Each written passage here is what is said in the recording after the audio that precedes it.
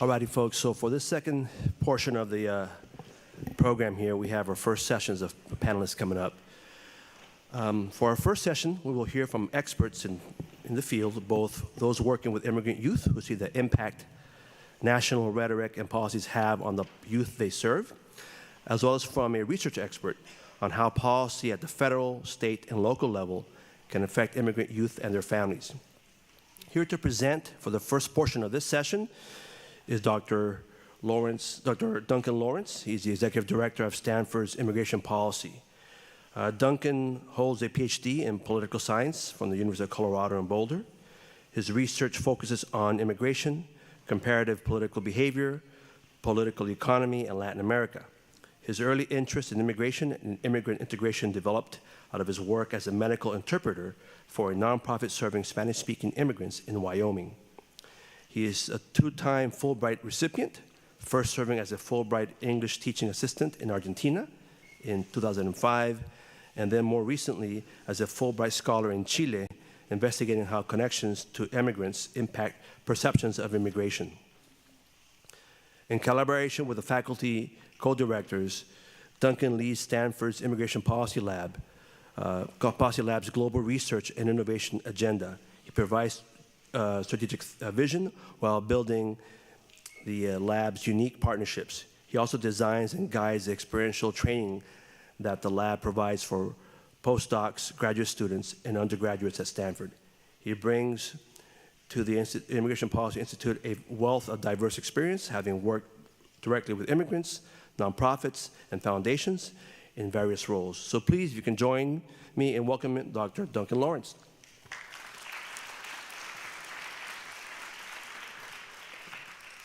Hi, everyone. It's really a pleasure to be here today. I am very excited to have this conversation with our three panelists, and so I'm going to provide a brief overview of sort of a dual lens about thinking about immigration policy and its impact on immigrants and immigrant youth, and then we'll bring out our three panelists to have a discussion and get their expert views on how sort of national rhetoric and policy is impacting the lives of the immigrants they work with and the local responses that we can have. I also wanted to say it's really a pleasure to be here, also in part because I'm a Redwood City resident, and so to be able to do something in my local community is always a big plus. So I wanted to focus this overview on sort of two aspects. One is about the weight of public policy and what's going on in terms of what our federal government is doing in terms of prosecutorial discretion, the expansion of enforcement, the treatment of refugees. And that is sort of the weight component of things, and to think about what impact that might have on immigrant youth. The other is to think about the alternative, which I like to think about as inclusive immigration policy. And that's something that we're more familiar with here, I think, in California, and provide three examples of recent examples of inclusive immigration policy. I know Tomas, who presented earlier, has already talked about one of these, so you'll get a little bit of a double whammy on Daca today. But I'll go through these quickly and then turn things over to our panelists in terms of diving into what local level responses look like in terms of addressing some of these national issues. And so I think the policy weight that we're dealing with at the national level in some ways is unprecedented, but it's not, tragically, I think, the first time that the immigrant community has faced some of these major issues. It was not that long ago in states like Arizona and Alabama where we saw a set of highly restrictive immigration policies that legislatures attempted to implement. So many of you may recall, for instance, in Alabama, an attempt by the government to actually restrict access to water, of all things, based on your immigration status. And so what we're dealing with today is sort of an element of public policy at the national level that puts immigrants, refugees in an incredibly vulnerable position. And there's a tremendous amount of research in the social sciences and public health that indicates that undocumented immigrants already, so absent what has occurred in the last 6 months, face a huge set of barriers in terms of accessing services, and whether that's educational services. And so for immigrant youth, accessing education is incredibly challenging. Accessing health services is incredibly challenging. And so that in and of itself already is a public policy weight that a lot of immigrants face.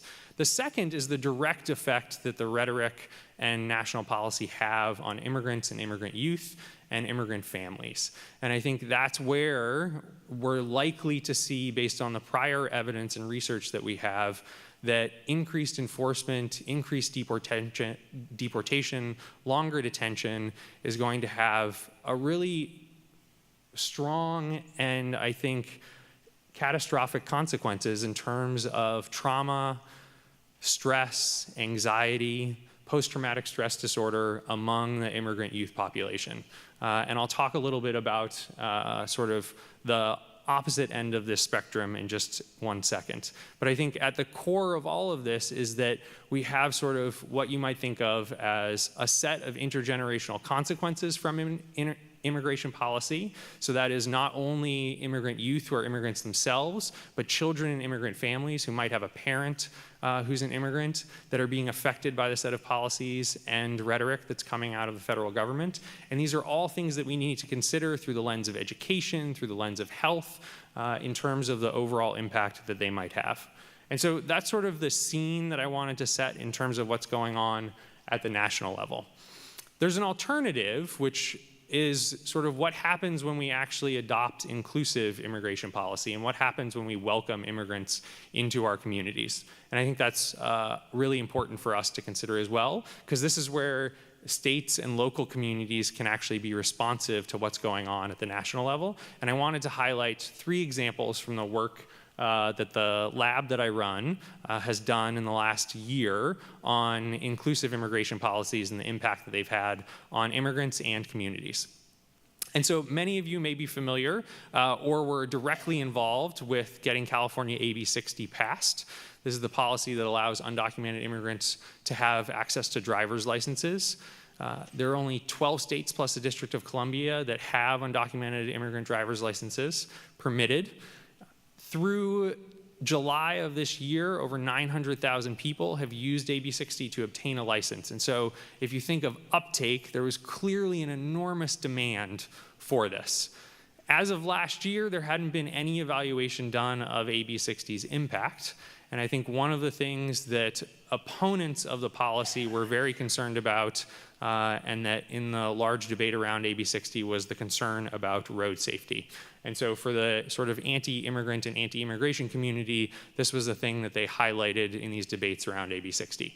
So we actually wanted to go and find out what was the impact of AB 60. And so we looked at that. We used traffic data from the state. We used accident reports.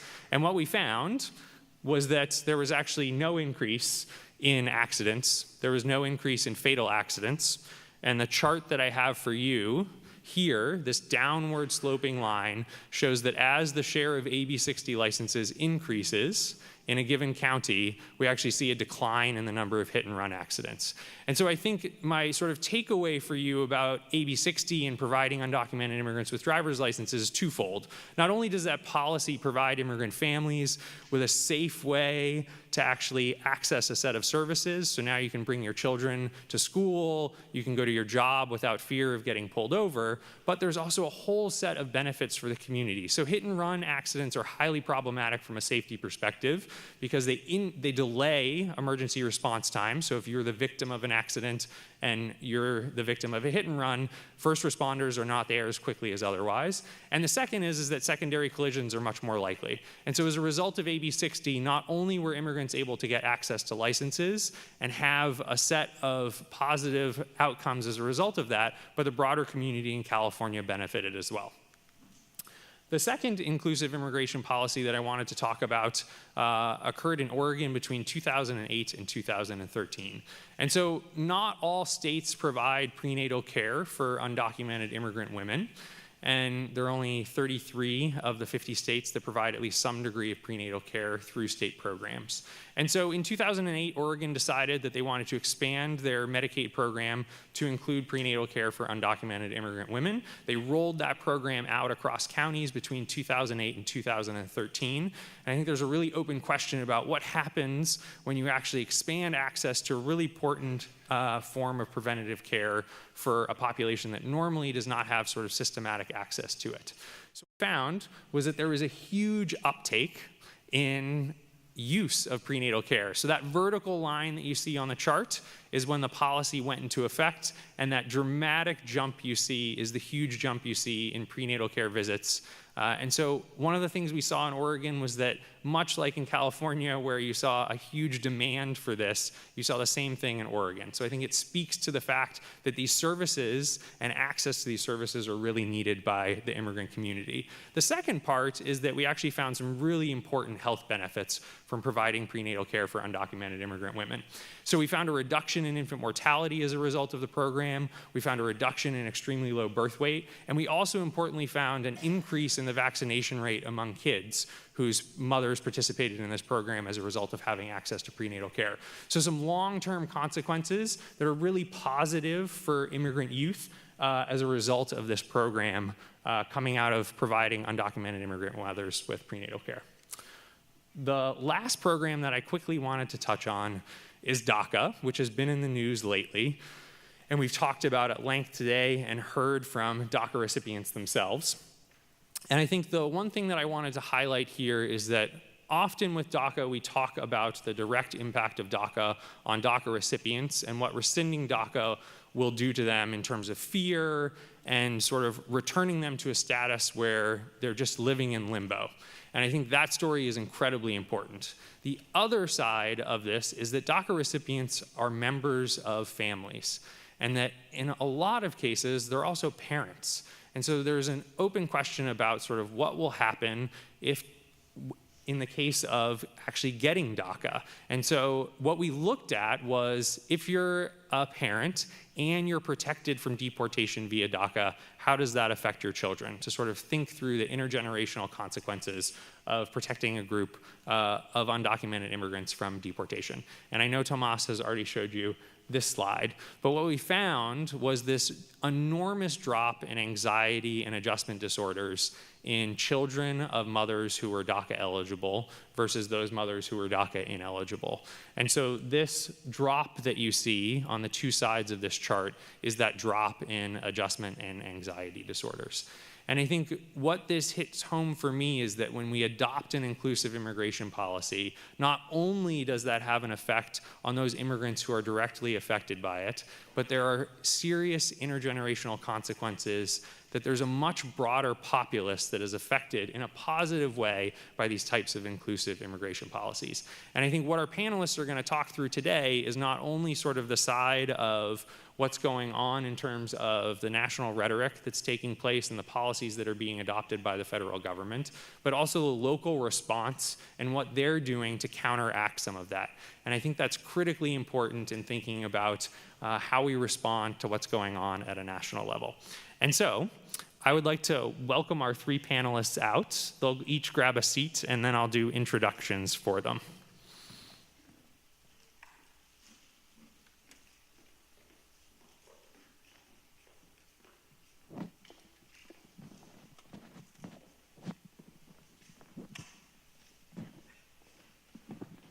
So I'll start by introducing Anne, who is all the way to your right and stage right. Anne has served as San Mateo County Superintendent of Schools since 2010, beginning her second term in 2014. As County Superintendent, she is responsible for ensuring the stability of San Mateo County's 23 school districts, which serve nearly 95,000 K-12 students. Prior to her role as County Superintendent, Anne served as Superintendent for Portola Valley School District and Belmont Redwood Shores School District. Her lifelong commitment to K-12 education is demonstrated by the many hats she has worn throughout her career as a middle school principal, counselor, and teacher. Anne, thanks for joining us.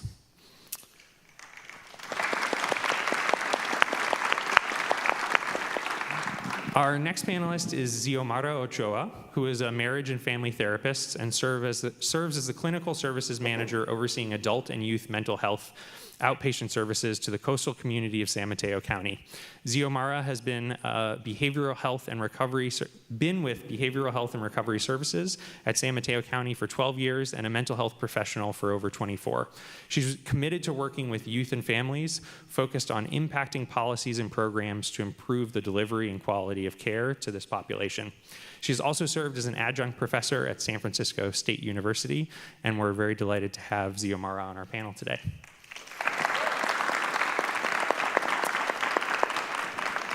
Our final panelist is Wei Li, who was born and raised in Brazil and immigrated to the US when he was 16 years old with his family.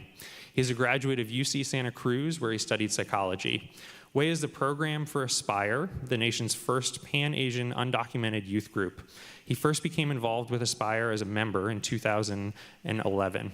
He strives to bring more visibility and create safe space to the Asian Pacific Islander community of undocumented immigrants. As part of the Evelo Fellowship for Social Justice, Wei received training in grassroots organizing and social justice movement building, which now informs his work at Aspire. And Wei, thank you for joining us as well.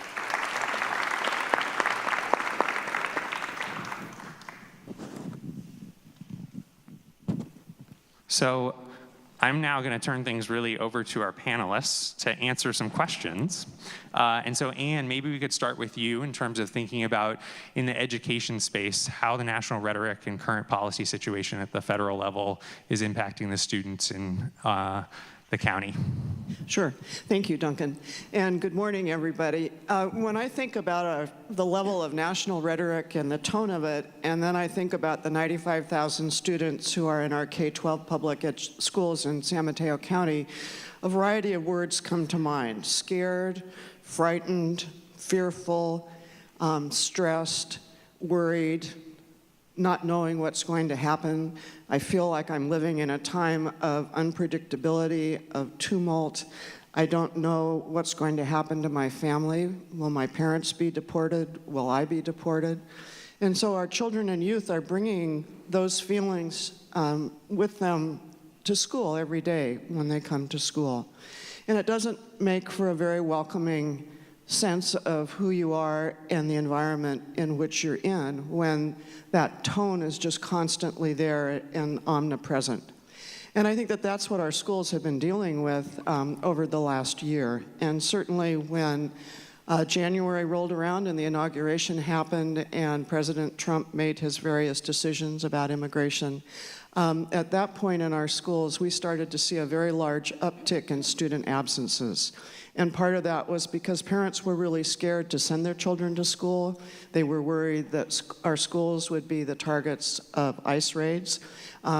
They also were very worried that if they sent their children to school and something were to happen to them as parents, that their kids would be separated from their families. And so what our schools have been doing very, very hard and working very, very hard to achieve over the past time since January is to really work with our families and our communities to let everybody know that our schools are to be safe havens and are to be places where absolutely kids need to be. Doesn't matter who they are, whether they're immigrant, non-immigrant, whatever it may be, all kids have that right to be in our schools, to be safe, and to be welcomed by them. And so our schools, whether they're elementary, middle, high schools, people on our staffs are working very, very hard to make that happen. What we're also seeing, though, is with our children, and it was interesting, the work as far as Daca parents and their children and the level of anxiety amongst kids. We're seeing a lot of anxiety disorder amongst students in class. Kids are very withdrawn. They sometimes will act out because that's a way to exhibit those kinds of emotions that they're feeling. And certainly I know with behavioral health and recovery services and a variety of other counseling supports, we're trying to really work on that as well. We're also seeing with our middle school and high school youth, we've seen an uptick in social media and negative types of sentiments that have been expressed. What we've worked really, really hard through the County Office of Education and in our school districts is on an initiative called Respect 24/7, which basically focuses on each one of us needs to be respected by each of the other one of us. And we've worked so hard on that over the last 4 or 5 years. And it's very, very disheartening to see the level of national rhetoric that's happening right now and the negativity that's going on. So we keep working to push back with Respect 24/7, but we are finding that there are social media postings on Facebook and various other social media sites, particularly with our middle school and high school kids, that are then resulting in issues being carried over to school, and so our schools are working to deal with that as well. The other thing I would just say from an educator's perspective is if you think about learning something new, you think about your education, you really need to have the opportunity to go to school in an environment that's free of all of that emotional baggage that many of our kids are bringing with them to school. And especially as we think about the needs of our immigrant youth and our immigrant population, we have 22,000 English learners in our schools in San Mateo County. And when you're especially trying to learn a new language, you need to be in school. And if your family is keeping you home because they're worried about deportation or your safety, you're losing very valuable time as far as learning English and being able to be integrated into the mainstream society. So as we're working with our teachers and our kids, we're working very hard to get families to be sure that their kids are in school, that kids are getting what they need education-wise so that they are prospering. And then finally, I would say our teachers are really the people who are on the front lines in this situation, and they're greeting their kids every day. They're trying to be sure that they're providing the very best possible education to every single student in their classroom. But they're the individuals who really see firsthand the impact of that negative national rhetoric on kids and families.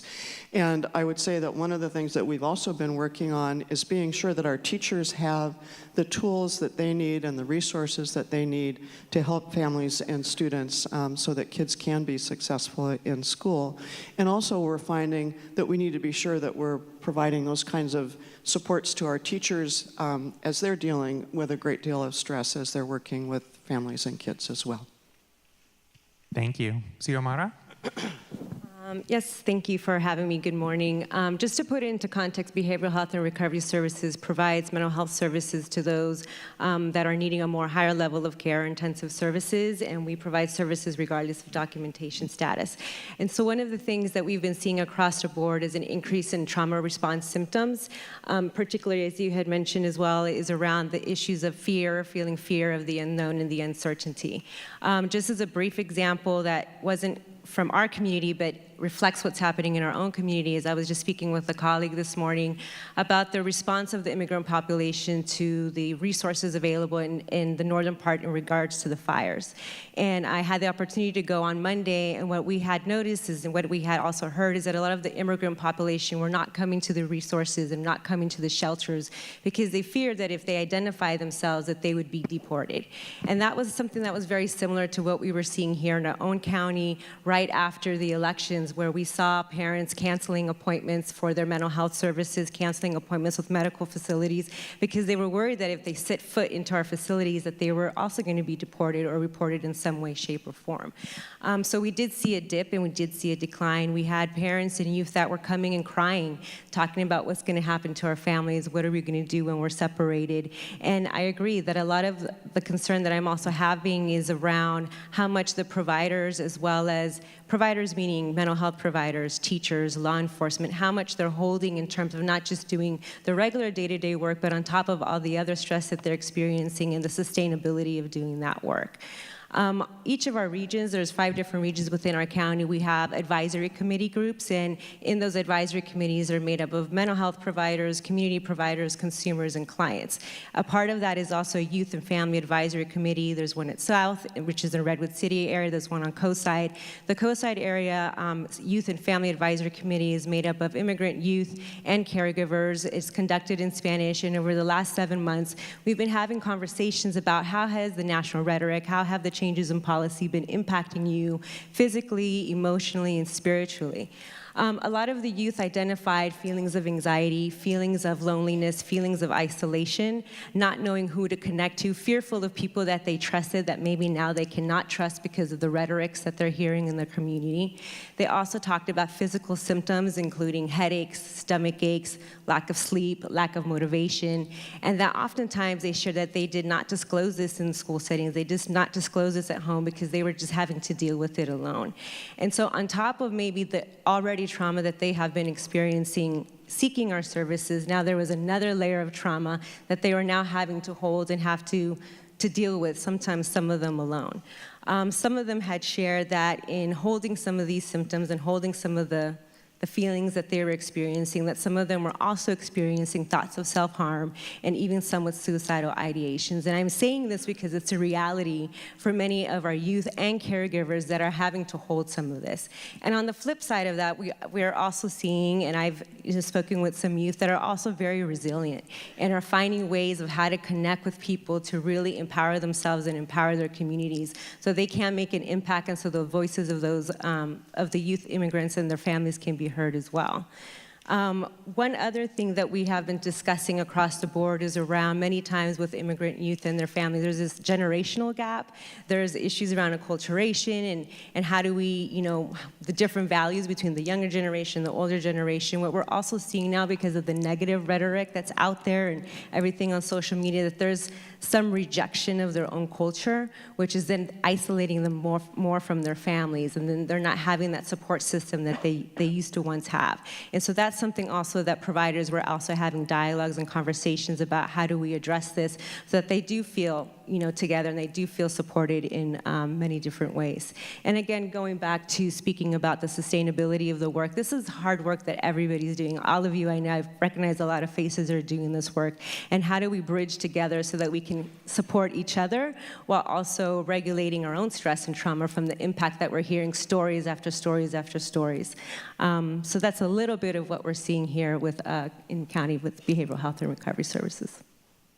Thank you. Wade, you have thoughts as well? Yeah, so I think just to give more context to, I think, it's going back to election day or the election night, just remembering Trump winning and how a lot of my members in Aspire, they were very worried because he knew he ran on this anti-immigrant platform. And everyone knew that if he could get elected, Daca is going to be gone. And for most of our members who are DACA recipients, that was a very worrisome thing for them. But I also want to give some other context, right? That I told them when we met after he took over, after his inauguration day, that we've been through this before, because we lived also in 8 years under President Obama, who has deported a record number of people. So I think to a lot of people, when Trump got elected, they started having this, immigrants are going to be under attack. But we already have been under attack for so many years. And for so many of us, we already have been living in Trump's America. And I think a lot of people started realizing that after Trump, because Trump is he's really front and center about his anti-immigration stance. And I think, I'm not trying to compare the both of them, but that's how the system always has been happening. They always say the immigration system is broken, but it works, has been built on racist policies from the Chinese Exclusion Act, Japanese internment camps, and so many other things that really excluded immigrants, of color, mostly. And that's some of the context I want to give, before talking about how this is affecting people on the ground, because this is the how these other policies are building up to this, all deportation policies, how people are being detained just because of how they look. And I think for us in Aspire, who are mostly Asian folks, East Asians, we have that privilege, that we don't look maybe undocumented, right? And we use that our privilege, even though we are undocumented, we use that privilege to speak up for those who sometimes don't have their voices heard, people in detention centers too. Because I think even in the past years, let's keep the good immigrants, but let's not deport the good immigrants, but let's deport the bad ones, the criminals, the people in detention centers. But like those people in detention centers, they also have stories. They also have part of the community. But like we always like choose not to really think about how more about like their humanity, like how did they get there? You know, like how the system failed them. Like refugees, a lot of refugees from like Vietnam, Cambodia. And how they're like the system didn't help him like succeed here. They were already set up to fail from the beginning. And for many of us, like all this like raids and like attacks on sanctuary cities, it's like those are not new. And like all of this rhetoric about like all these executive orders, leak memos, you know, is like a tactic for like just put fear and panic in our communities. And it's up to us, you know, like people on the front lines in the community, to really like assure our community members that everything's gonna be okay, you know, because we've been through this before, and that we like if we stand together, we can like make things better for everyone that's being affected by all of this lot of policies, about this rhetoric, because like I think we definitely need to give the tools for other people to fight back, you know, not just like advocating on behalf of undocumented immigrants, you know. It's not like it's okay to shield them too, yes, but also give them their own like tools for like self-determination, because I think that's what I believe. Like that's how I got more involved into this work, you know, getting the tools necessary to organize my own communities for change, you know, like not just for. Yeah, I think that's it. Yeah. Thank you. It's really a great set of perspectives. So in our second set of 15 minutes, and then I am going to turn things over to the audience to ask questions, so you'll all have a chance to ask. One of the things I wanted to get all of your perspective on is thinking through sort of how, as a community, we can better support immigrant youth in health and education. And I think both Ziomara and Anne, you highlighted that getting people through the door is in and of itself a challenge. And so there's a lot you can do in schools and once you get someone into a counseling session, but sometimes getting them there can also be a challenge. And so I'm wondering if all of you can comment on sort of how you perceive sort of community engagement around these issues, thinking about education and health specifically. And maybe Anne, if you'd start us off. Sure. So as I think about how we in the world of public education respond and mobilize the community, we do it in a couple of different ways. One certainly is at the policy level, and there are 23 school districts in San Mateo County, each with a school board. Almost every one of our school boards in our county, together with the County Board of Education, have adopted resolutions in support of our immigrant communities, in support of our students and young people who are Daca certified, to be sure that people know we really want to accept people into our communities. We want them to have great public educations, and we want them to be everything that they can possibly be. So that happens at the policy level.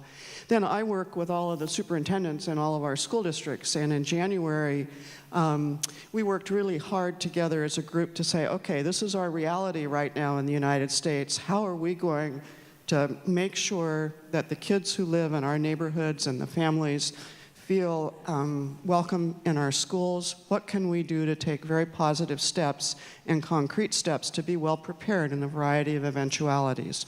So we've worked with all our school districts. If for some reason ICE should come on campus, how we're going to respond. There are definite protocols that are in place. We're being very careful about the data that we're collecting about kids. We're not collecting data about students' immigration status, again, to try to help people understand that our schools are indeed safe places to be. The other thing that we've been doing to try to work with all segments of the community, and I know somewhere out in the audience is Marco Chavez from our office.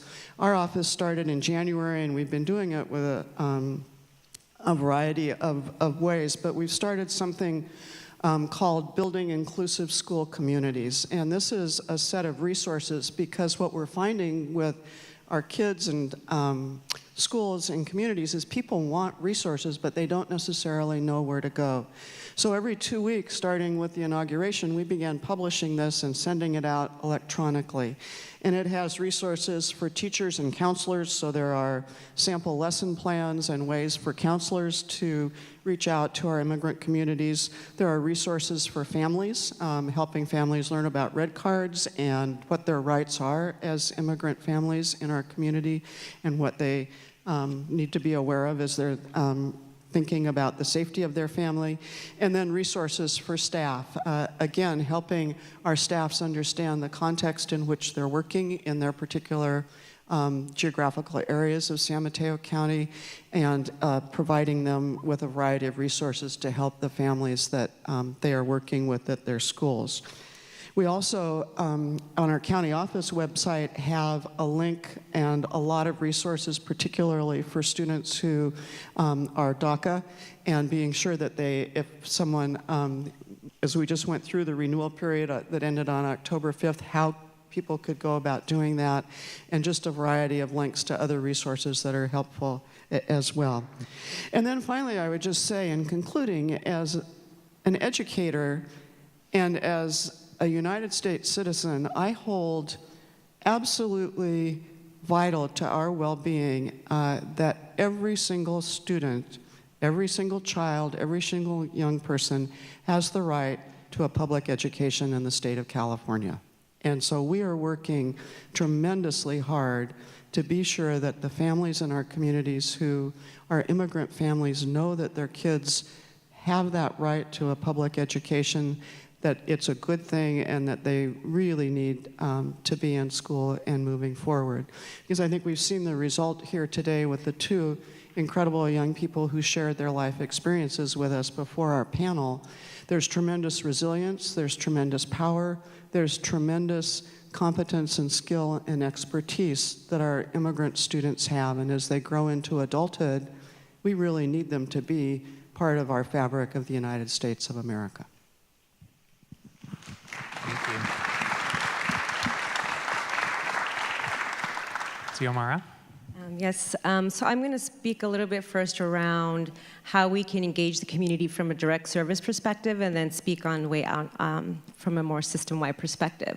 So across our regions, we have bilingual, bicultural clinicians that are out on the front lines providing trauma-informed care, and I say that because it's really important to have a workforce that reflects the communities that we're serving to help engage immigrant youth and immigrants across the board.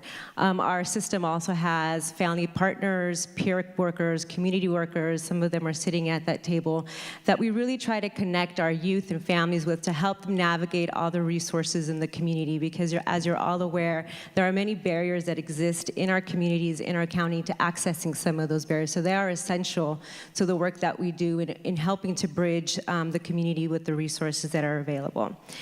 We also foster our relationships, not to sound cliche, but it takes a village, right? And so not one entity could do it by itself.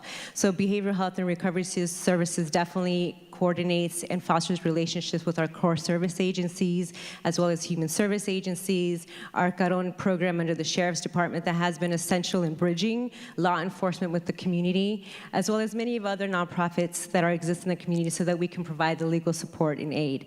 We also provide mental health. We also provide our mental health providers with updates in regards to immigration and resources, because they are on the front lines and they are the ones dealing with families and youth on a day-to-day basis about what they're going to do next and what's going to be their plan, creating safety plans if the situation ever comes that they are being separated from their caregivers.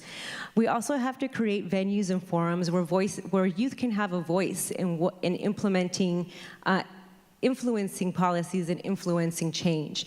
One of the things that I feel really great about is there was the group that I was speaking about earlier, the Youth Advisory Committee, along with the Mental Health Services Act manager, created a process in terms of identifying what their needs were on the coast. Two things came up. One was more access to counseling services on school site, and there was also a need for some type of cultural wellness program that they can identify with on the coast. Myself, along with a family partner, went and took with the feedback from the community, advocated for this with Mental Health Services Act Steering Committee, and funding is being prioritized in order to start creating this cultural wellness center on the coast. We're just waiting for the green light to be able to move forward with that. So creating venues and forums where people can have a voice and a say in terms of what's happening in their communities. I also received suggestions from youth in the communities, and I promised that I would read it out loud to everybody because I think there's some great ideas. And these are from students from Half Moon Bay High School. So what they're suggesting that is needed in the community are more empowerment groups to give tools to youth to advocate for themselves, and creating more opportunities for immigrant youth to attain leadership roles in the community. To have a public campaign to address racism and discrimination. A way to publicly share incidences of discrimination, perhaps having some sort of 1-800 hotline number. For county and medical facilities to be safe havens. For schools to openly discuss issues of racism and discrimination, providing teachers with tools on how to have these discussions rather than dismiss, and increasing inclusivity in the classrooms and in the community. So I thought I'd get that out there for them. And a commitment that Behavioral Health and Recovery Services leadership team is also making a commitment to strive towards becoming a more multicultural organization. What that means is being able to step back and reflect on perhaps what our own individual biases are that are being projected out into the community, but also as a system, what we might be holding or creating as far as barriers for the communities to access resources. And this has been about almost 2 years in terms of having dialogues and conversations about this. Under this umbrella, we are providing services or trainings around cultural humility. We're also having members participate in the Government Alliance on Race and Equity. We're continuing to collaborate and coordinate with our organizations out in the community to get as much information and resources out there. With the Office of Diversity and Equity has also created cards that are being disseminated out in the communities on dealing with stress and how to create safer communities, as well as our health equity initiatives are having ongoing dialogues for both community members and providers around how to address these issues of disparities, issues of racism, and how to access all the resources that immigrant youth and families are needing at this point in time. And do I think that we need to do more? Absolutely. Even with all these resources in place, we still have youth and families that are living trauma day to day, and we really need to strategize how to work with our local governments and city officials to really implement measures that are going to create a more trauma and culturally informed community and county. Thank you, and thanks to the students from Half Moon Bay High School. And Wei, in the last few minutes here, would you share your thoughts as well? Yeah, thank you. So where I work at the Asian Law Caucus, we have this sort of model that is influenced by the clients that we serve, like low-income immigrants, people in detention centers, and how we use that to shape into like litigation or policy change. And like fortunately this year we were able to pass a lot of like our priority bills, and one of them was the SB 54, which is called the California Values Act, that really will allow, like, I think people are calling it the sanctuary state pretty much, but we will pretty much disentangle like, local law enforcement interaction with ICE, like in regards to deportations, because I think most of the deportations, the way it happens is like local law enforcement handing over people to ICE who are undocumented, even for like very minor infractions or like for jaywalking, selling tamales on the streets. So those are like things that happen too. But I think the other things like that I believe like policy alone won't change things. Like even if we pass comprehensive immigration reform, a Clean Dream Act, that won't solve like the issues of like discrimination and like racism that immigrants always face. So I think like combining that with like education, you know, that's like a lot of things we do. We do a lot of like workshops, go to community, go to really the community, talk to the community members about historical context of like immigration, the push and pull factors of why people immigrate, and like really getting them like giving them the critical lenses to like look why things are the way it is, like the immigration system the way it is, and giving also them like the tools to feel empowered, like giving them know your rights presentations about how to interact like with ICE, you know, if they are like at the door, how to give their know your rights about at workplace, so they can avoid abuse and exploitation from their bosses, and really talk about all these resources that are available for them too, because it doesn't matter how many things we create and build in a county and the government, and if they don't use it, it's pointless. So how can we bridge that gap between that I see right now, between all these programs that are available, but if community are not using it because they're afraid to share their information, that's a big problem, and I think we need to really think about that, how to solve those problems. And I think for local elected officials too, because all of a sudden, I feel after Trump got elected, there's all this political will to do things for immigrants, right? But in the past years, we struggled to even passing a very simple bill on things, and think right now there's oh yeah, let's do things for immigrants right now. But so let's use this political momentum to it's not I know people will say immigration is up to the federal level, but what we can do be creative, to protect our people, because I think change will not come from DC. It will come from to grassroots, from a room like this, talking to your elected officials, advocating on behalf of the people that are more vulnerable and sometimes are very they don't have the opportunity to share their stories too because they might be afraid. But how can we also listen to directly impacted people? No, I think that's the people we need to pay attention to the most. Give them the mic, let them speak their stories. And one last thing too that I want to talk about, since we are talking about sort of the Dream Act too, this because I noticed a lot of after Daca got rescinded, a lot of people have kind of reverting back to sort of the old dreamer narrative about how some people are more deserving than the others, and this is rooted into exceptionalism, but a lot of people don't identify as dreamers too. They as I think dreamer was a word was supposed to be a term of empowerment, but unfortunately it has become a standard too, right? That no one can live up to being all these great things all these dreamer stories that we hear on the mainstream media. Because I also believe and also it's a way that sometimes might throw other people under the bus, especially our parents, because I really believe that all those dreamer stories that are out there, it was due to also because of their parents' sacrifices, So in real terms, I feel they're the real dreamers for everything they have done for us, and for all these other sort of dreamers too. So that's one of the things I want to just to leave you with that, is how to think about immigration dreamers in a more critical lens, not just one size fits all kind of thing.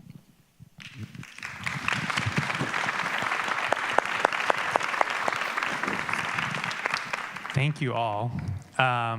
So we wanted to open things up for folks in the audience to ask questions. I'm going to give that up. If you could direct your questions, if it's to a particular panelist, let them know so that we can figure out who should answer the question. But it would be great to have questions from the audience. And if you don't have questions, I have a bunch. So I'll ask away.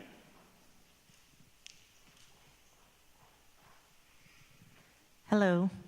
At Ziomara, you mentioned that something about a cultural wellness center, and I'm curious, my context, when I think about wellness centers, I think of them as a wellness center in schools. So what is a cultural wellness center? What does that mean? So it's definitely still in the infant stages, but what the community was addressing was the lack of resources that they had, both to access prevention, early intervention services, as well as recreational activities that they identified with. And so in the brainstorming, we were talking about creating more like a rotating program, because on the coast, it's very isolated in the access to buildings or whatnot is limited. And so they are thinking about doing, and I say they and we because it is a collective process around creating a program that will rotate back and forth from the northern part of the coast, Half Moon Bay area, to the southern part of the coast, which is even more isolated, Pescadero, and bringing in resources that include, counseling services, maybe to the mild to moderate, recreation activities they don't have access to in their community right now because it's too expensive for them, really.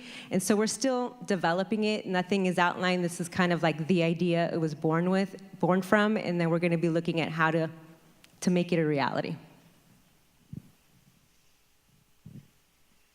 Did that answer your question?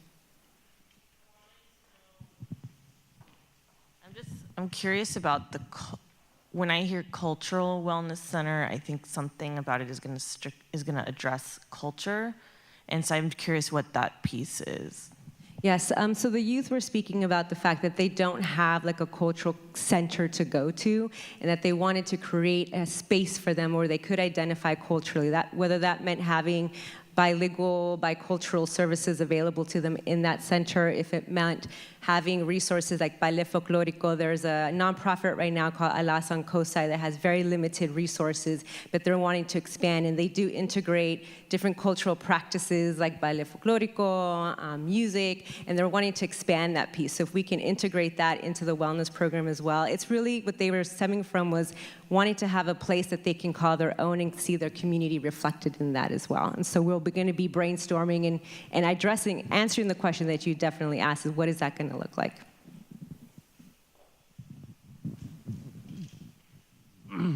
This isn't just not a question, but just a kind of a observation. There were a number of things back in the 80s, some of you weren't born yet, that about amnesty, and to me that was a wonderful program in which I was in Redwood City at St. Anthony's, and we had people coming to learn about the history of our country. They were also learning English. They had, and I was in Half Moon Bay also, and we had people that knew more about United States history than I have ever known, and this was a great thing. One of the things I just like to say is all these different services that are available. I think it's great, but I say you need to communicate, because I feel like I'm on the front lines. People come to the church when they are in a problem of someone being deported. And I've had numerous people come to our door, and we need to know what these services are. I'm hearing about them for the first time, and you need to communicate. And anyhow, the faith community is involved in this, and sometimes I think we're kind of the last ones to hear anything. And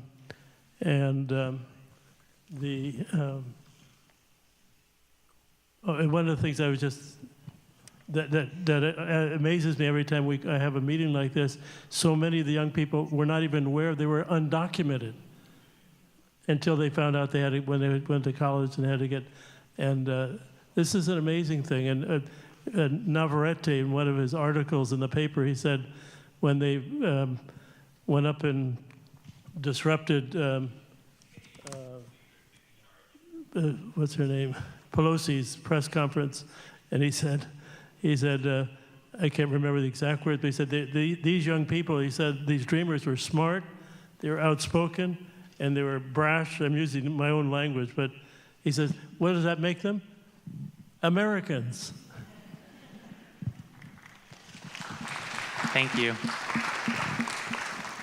I just note on the communication side of things, I think one of the challenges that all of the organizations that my lab works with is this balance between providing direct services, which occupies an enormous amount of resources, and making sure that everyone in a particular community is aware of all of those resources. And I know for service organizations providing services to undocumented immigrants and service organizations providing services to refugees, it's just an overarching challenge to coordinate across that space. And so I think to your point, it's a goal that we need to strive for, certainly.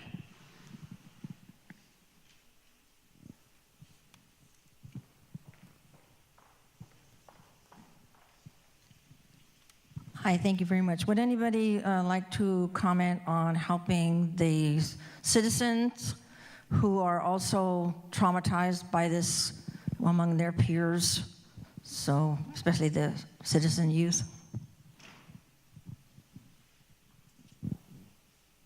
Could you maybe share a little bit more what you mean by that?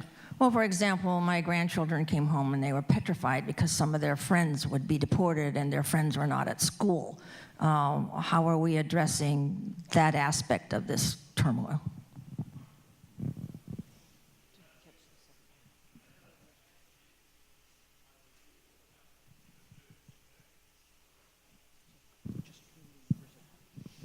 So if I'm sorry, I could not hear the entire question, but I think that one of the things you're asking is how are we addressing these issues with the rest of the community? And I would offer all of you a challenge, and I look at that again through my lens with the schools. As a parent, I've had 2 kids who recently went through Sequoia High School. And they are both adopted from China. They arrived here when they were about 9 months old. They have US passports. They have social security numbers. And while they were at Sequoia High School, they became involved with the Dream Club because so many of their friends were immigrants who did not have documentation. And they would ask the question of, why do I have a passport when I came here at the age of 9 months, and the person who's sitting next to me in my physics class doesn't, and they came here when they were 9 months old? And what I found through their involvement with the Dream Club from a parent's lens is I started to get involved with the various activities that the Dream Club is doing, and I started on a very personal basis to meet students and their families who were participating in the activities of the Dream Club and who were immigrant families in Redwood City. And I found probably more than anything I've ever done, that personal contact that I got through that involvement through our own kids gave me just a lens into a world that I really didn't know much about. And so I would say to each of you, your neighborhood public schools, particularly your middle and high schools, where students are starting to get much more involved in advocacy, are great places for you to go and find out what are the different student organizations that are there that you as a community member could learn more about and could be involved in helping. And as you do that, it opens up your worldview, and then as you're out interacting with the people that you interact with in your daily life, you have real life stories that you can share, because so many people in San Mateo County really are not aware of many of the issues that we're talking about today, because it doesn't impact them and their day-to-day lives as they go about their work in San Mateo County. So I would just say on a very individual basis to really get involved with your local schools. Thank you. We might have time for one more very quick question. Our mic may have disappeared.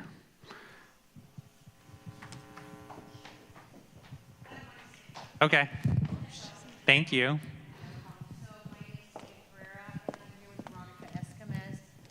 We have a cultural center in Redwood City. Thank you. And what Veronica is trying to say here is, and I'm going to interpret because she does speak better Spanish than English, is she says that because she is involved in the community, she believes that through the form of art, that children are able to express themselves a little bit better. And it helps them and serves a purpose of who they are and where they come from. And through that, the Cultural Center, it does help them to have an identity and they become powerful. So thank you for allowing me to say that comment. Thank you. Thank you. A big round of applause for all of our panelists.